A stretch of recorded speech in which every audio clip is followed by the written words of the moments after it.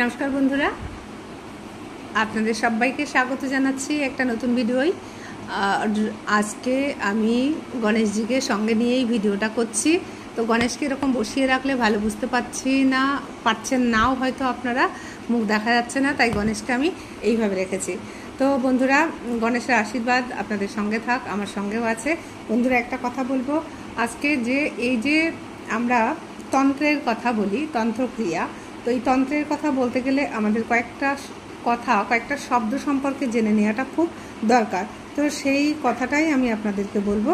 যেমন যন্ত্রবিদ্যা মন্ত্রবিদ্যারই একটা অঙ্গ, কিন্তু সংক্ষেপে বলা যায় যে যেমন মনকে ভালো করে যা তাকে মন্ত্র বলে, এবং শরীরের কল্যাণ করে যা তাকে তন্ত্র বলে, তেমনি শীঘ্র কাজ পাবার জন্য যে রেখাচিত্র আঁকা হয় তাকে যন্ত্র বলে। এটা গলায় পরা যায়, তাবিজে ভরা যায় ও হাতে ধারণও করা যায়। কাগজ বা ভোজপত্রে নির্ধারিত অঙ্ক, শব্দ ও ছকের দ্বারা যন্ত্র তৈরি করা যায়। পরে এটাকে তামা বা রূপার তাবিজে ভরে গলায় বা হাতে বাঁধা যায়। তার একটা কথা আমি আপনাদের সঙ্গে এই কথাটা বললাম, আমি কিন্তু বই থেকেই বললাম বন্ধুরা। শুধুমাত্র বই পড়লে কিন্তু তন্ত্রের অনেক বই কিনতে পাওয়া যায়, সেই বইটা পড়ে কিন্তু আপনারা তন্ত্র প্রয়োগ করতে যাবেন না, তাহলে তাতে হিতে বিপরীত হবে।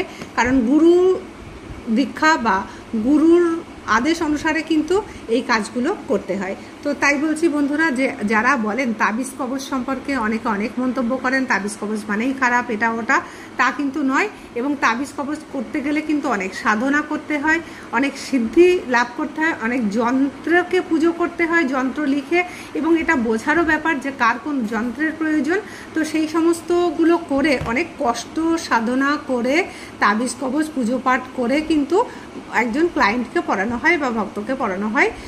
তো তারপরে সেই ক্ষেত্রে যিনি করছেন তার যে খাটনি, সেই খাটনির পারিশ্রমিক হিসাবে যদি কিছু অর্থ তিনি নেন, বা এই সমস্ত কাজে কিন্তু বন্ধুরা ফ্রিতে করতে নেই। কারণ যে মায়ের বা যে ঈশ্বরের আরাধনা করে এই কাজগুলো করা হয় তাকে কিন্তু অর্থদণ্ড দিতে হয়।